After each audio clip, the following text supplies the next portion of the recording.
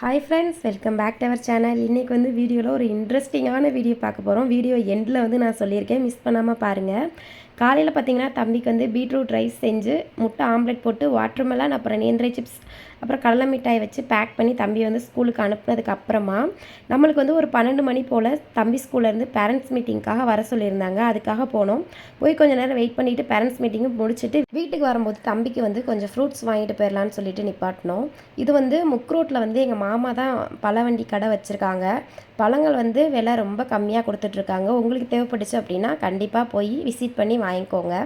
வீட்டுக்கு வந்ததுக்கப்புறம் பார்த்திங்கன்னா அம்மா வந்து பனங்காய் வந்து சுட்டு வச்சுருந்தாங்க. பனங்காய் சுட்டு சாப்பிட்றது வந்து அவ்வளோ ஒரு டேஸ்ட்டாக இருக்கும். அதான் அம்மா கொஞ்சம் கொஞ்சமாக பிச்சு கொடுக்கும்போது அது சாப்பிடும்போது அவ்வளோ அமிர்தமாக இருந்துச்சு.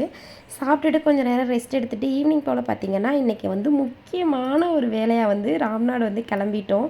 போய் பெட்ரோல் போட்டுட்டு சீக்கிரம் எப்படா அந்த இடத்துக்கு போவோம் அப்படின்னு ரொம்ப ஒரு எக்ஸைட்மெண்ட்டோடு போனோம். ஒரு வழியாக அங்கே போய் ரீச் ஆகி அங்கே உள்ள வேலை எல்லாமே முடிஞ்சிட்டு நம்ம தேவுக்கு வந்து டீ வார்மிங் டேப்லெட்டு கொஞ்சம் ஷாம்பு எல்லாமே வாங்க வேண்டியது இருந்துச்சு.